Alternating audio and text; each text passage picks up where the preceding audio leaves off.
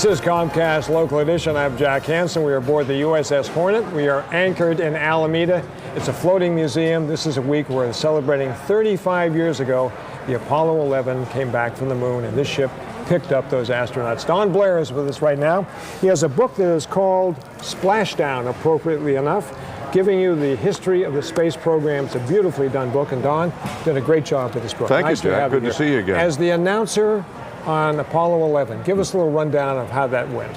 How that worked was, by the time we got to Apollo 11, it was so overwhelmingly important.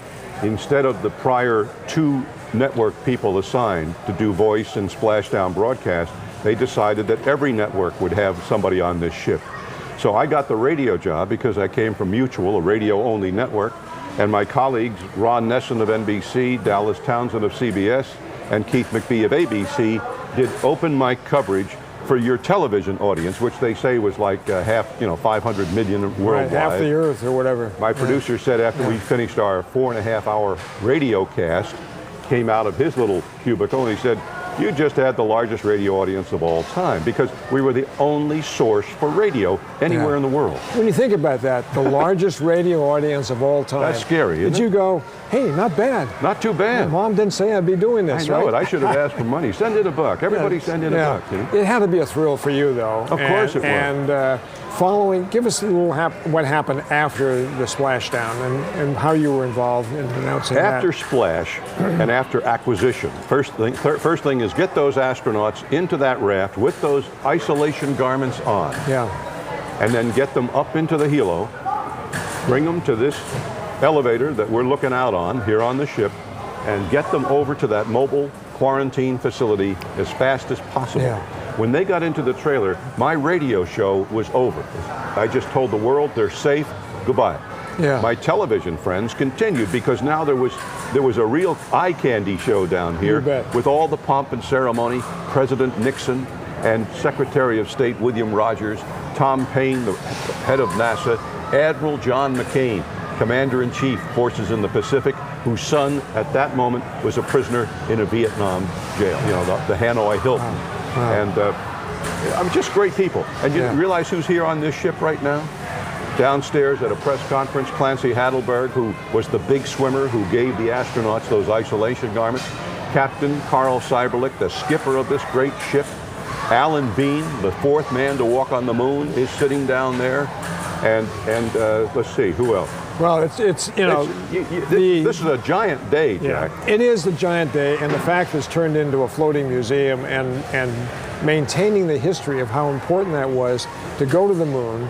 And even though it's 35 years ago, it almost seems like it didn't happen. It's getting further and further back into the past. You realize, what it felt like to walk back on this thing after 35 years? What did it feel like? Well, it's goose pimple time. Yeah. I said to a friend who did a story on us 2 weeks ago before we came out, and he was just plugging the book and this splashdown event. Yeah. And his first line was, Don Blair said that when he did these broadcasts, he felt like a kid in a candy store. Yeah. Well, Jack, I still am the kid in the candy store. I am so honored to be here and to see these friends again. We went out to dinner at a fine nearby restaurant last night, just 2 tables of the so-called VIPs, if you will. Yeah. Well, you never heard so much laughing and roaring in your life. They're all telling stories from 35 years ago.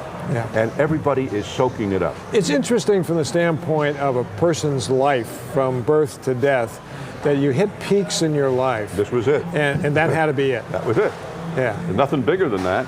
Yeah. The only thing I could really ascribe to is in 1981, our friend Fred Kennedy in London came screaming over our speakers in New York. This is when I was with NBC. And he said, New York, this is Kennedy, it's over, the hostages are coming home.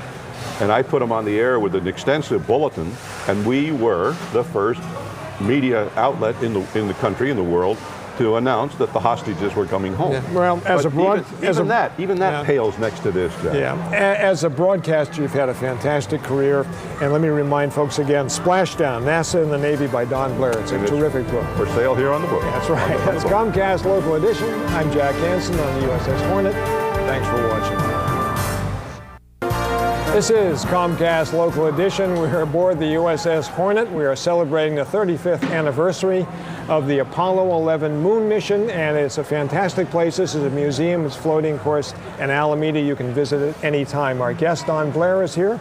He has written a book called Splashdown. This is the story of the Gemini and Apollo rockets. Mercury also. Skylab, thank you, Don. every splashdown. Everything is in here. Every splashdown is covered in this book. It's a very nicely done book, too. Thank you. Your background, network radio announcer, in show business, in broadcasting all your life. How did you sort of evolve into the fact you got into the space program, and how do you think the media is working with the space program to help people generate interest in it?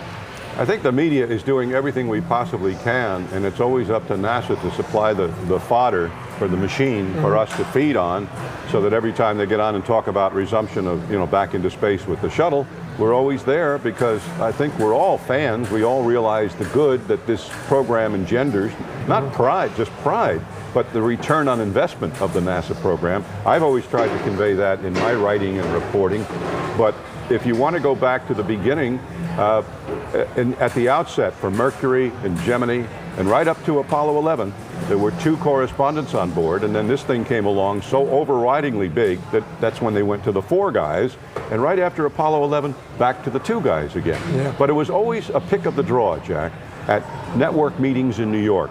At CBS, actually, on 6th Avenue, the news directors would just pick little pieces of paper out of a hat. And it would say, okay, NBC, arbitrarily picking somebody that, like, you're available, you go do it, that kind of thing? Well, yeah, and it was up to each shop, like, which correspondent do you want to go this time? Yeah. And Dallas Townsend, for CBS, he didn't do every one of them. And before me, there was Herbert Kaplow and Peter Hackett's and Bill Ryan of local NBC television. So a lot of different people were doing it. Huh? But your voice was the one that was broadcast around the world for Apollo 11. Apollo 11. On all my other missions, 4 of them, I was a dual voice. There was 2 of us, and we did the TV voiceover. Yeah. You just brought up a good point, though. The space program has brought about the development of other things that are used on this Earth. By the thousands. Yeah. So the money that goes into the space program for putting someone on the moon, it has affected our technological advancement on this Earth. Except for a few small years when the bills for Apollo came due and Saturn V had to be paid for in big cash and everything. Yeah. This program has never exceeded over 1% of the federal budget. 1%. And a consulting firm out in Colorado back in the late 80s was hired by NASA to do a search, a study. What about that return on investment that I talk about? And they found, just with a few hundred examples, and there are thousands of them now, with a few hundred examples, the return for every dollar invested in NASA, you and I get back $7 to $10 in commercial products and developments, like the battery-powered drill, which is one of my favorites, because that's what, it was Black & Decker that made the drill that drilled on the surface of the moon. Battery-powered drill. This is what came out of it for you. Well, yeah, and also our satellite communication satellites, which have changed this business and your life and mine. Yeah. How about the MRI, the tunnel you go through in the hospital? Right. A direct kickoff from NASA deep space technology. Yeah. And this thing goes on and on and on. I love the story of the remote controlled van for a paraplegic.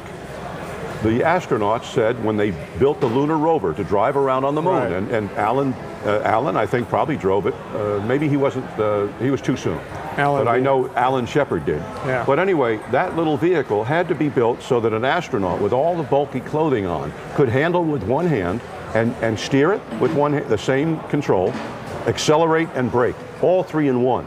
Take that technology and put it in a van and give it to a man or woman who has no legs and maybe even just one arm. Yeah. Suddenly you make them mobile again. Yeah. Well, and this has been done thousands of times. Don, great seeing you again. The book, of course, is called Splashdown. Great job on that. Thanks, Jack. Nice to see you. That's Comcast Local Edition. We are aboard the USS Hornet in Alameda. Thanks for watching.